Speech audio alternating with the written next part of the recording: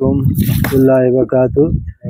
আমরা আজকে হাজির হয়েছি উপস্থিত এই বড়িয়া সালাফি জামে মসজিদ কাজের উদ্দেশ্যে। আজকে তার শুভ উদ্বোধন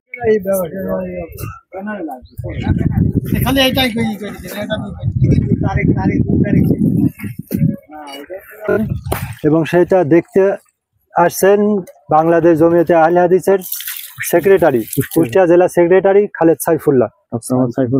আপনি কিছু বলেন আমাদের। ইন্নাল হামদুলিল্লাহ ওয়াহদাহু লা শারীকা লাহু ওয়াসসালাতু ওয়াসসালামু আলা নাবিয়্যিনা বা'দা আম্মা বা'দ আউযু বিল্লাহি মিনাশ শাইতানির রাজীম বিসমিল্লাহির রহমানির রহিম ওয়াল আখিরাতু খায়রুন ওয়া আবকা ক্বালা রাসূলুল্লাহ সাল্লাল্লাহু আলাইহি ওয়াসাল্লাম আন উসমান ইবনে আফফান রাদিয়াল্লাহু তাআলা আনহু সামিআতু রাসূল সাল্লাল্লাহু আলাইহি ওয়াসাল্লাম ইয়াকুলু মান বানা আল্লাহ মসজিদান ইয়াবদাগু মিন ওয়াজহিল্লাহ বানাল্লাহ বাইতান ফিল জান্নাহ। আলহামদুলিল্লাহ, আমরা কুষ্টিয়া জেলার আহলে হাদিস মানহাজের, বিশেষ করে বাংলাদেশ জমিয়তে আহলে হাদিসের কুষ্টিয়া জেলার অধীনে বেশ কয়েকটি প্রতিষ্ঠানের মধ্যে বড়িয়া সালাফিয়া জামে মসজিদ আমরা কেন্দ্রীয় সেক্রেটারি এবং কেন্দ্রীয় সভাপতি এসে স্থান পরিদর্শন করে যায়।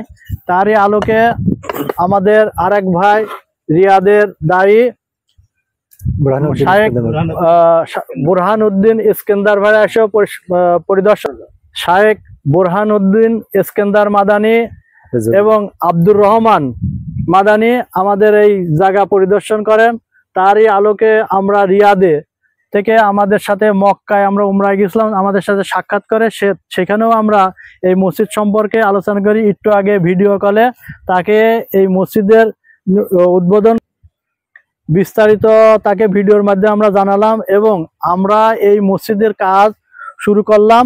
আমরা জানি যে কোরআন একটা আয়াত পড়েছি, আমরা যেসব কল্যাণ কাজ করব সেটা আমাদের যাতে যেন আখিরাতে সফলতা লাভ করে। ওয়াল আখিরাতু খায়রুন ওয়া আবকা, আমরা যা কিছু করব আখিরাত যেন আমাদের সেটা চিরস্থায়ী হয়। তারই আলোকে আমরা একটা মসজিদ কাজের জন্য এখানে অংশগ্রহণ করেছি এবং আমাদের যারা দিনী ভাই বা দায়ী ভাই আছে তাদের মাধ্যমে আমাদের এই মসজিদটা যাতে সুন্দরভাবে অল্প সময়ের মধ্যে একটা সালাত আদায়ের উপযোগী ব্যবস্থা হয়, সেই জন্য সবাইকে উদাত্ত আহ্বান জানাচ্ছি। বিশেষ করে আমরা জানি যে একটা মসজিদ তৈরি করলে আল্লাহ তাআলা তার জন্য একটা জান্নাতে একটা ঘর তৈরি করবে, সমপরিমাণ মিসলু বলা হয়েছে, সমপরিমাণ ঘর তৈরি করবে।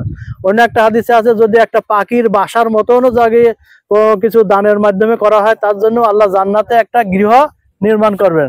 সেই জন্যই আমরা এই মহতি কাজে সবাই অংশগ্রহণ করব এই আশাবাদ ব্যক্ত রেখে, বিশেষ করে বড়িয়া সালাফিয়া মসজিদের জন্য নতুন শুরু হয়েছে এবং আমাদের আরেকটা মসজিদ আছে আসুফা জামি মসজিদ, সেটা আমরা সালাতের ব্যবস্থা 1 বছর আগে থেকেই প্রায় শুরু করেছি।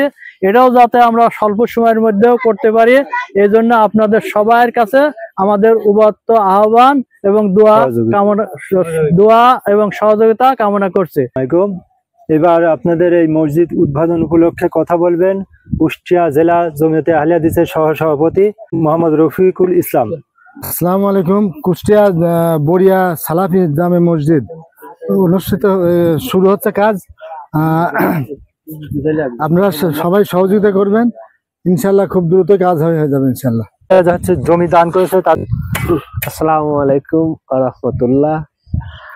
আমাদের আসলে ইসলামটা সঠিকভাবে জানার দরকার আছে সবারই মুসলিম হিসাবে।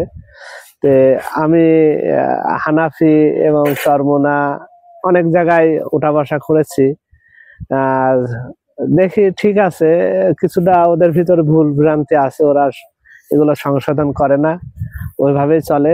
লাস্টে আমি জানতে পারলাম যে এখানে আমাদের একজন আহলে হাদিসের ভাই আছে, জিয়া ভাই, সবাই বলে নানা বলেই পরিচিত। তার কাছে গেলাম যে ভাই আসলে ইসলামটা আমাদের জানতে হবে, আপনি সঠিকটা একটু বলেন, আর আপনার যে সংগঠনে যারা জড়িত আছে, যারা এই পথে বড় বড় শায়েখ আছে, আমাদের খোঁজ খবর দেন, আমরা জিনিসটা সঠিক তদন্ত করে জানি। তারপরে তার কাছ থেকে কিছুটা আমরা ইসলামের সম্পর্কে জানলাম।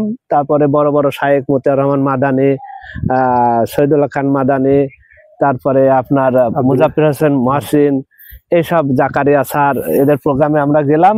তারপরে সঠিকটা আসলে ইসলাম সঠিকটা বুঝতে পারলাম। সেই আলোতেই আমরা আসলে বসার জায়গা খুঁজে পাচ্ছিলাম না, যে এক জায়গায় বসে আমরা একটা প্রোগ্রাম করব, আলোচনা করব। তো এইভাবে আমরা জমির বিষয়টা আলাপ আলোচনা করতাম ভিতরে। লাস্টে দেখলাম যে আসলে দুনিয়াতে তো সবই ফেলাইতে চলে যাব, আল্লাহর জন্য যদি কিছু দিতে পারি, করতে পারি, পরকালে হয়তোবা আল্লাহ সবাইকে আমাদের একটা সুন্দর জায়গা আছে যেটা জান্নাত, হয়তোবা দিতে পারে, আশা রাখি ইনশাল্লাহ। এই উদ্দেশ্যেই সঠিক দিন দেওয়ার জন্য এই মসজিদটা করা, মূলত যে সবাইকে সঠিক দিন সবাইকে প্রচার করার জন্য, জানানোর জন্য এই মসজিদটা সবাই যেন সহি আকীদা করার জন্য মসজিদটা করা হচ্ছে, এবং রাসূল সাল্লাল্লাহু আলাইহি ওয়াসাল্লামের সঠিক পদ্ধতিতে সালাত আদায় হবে।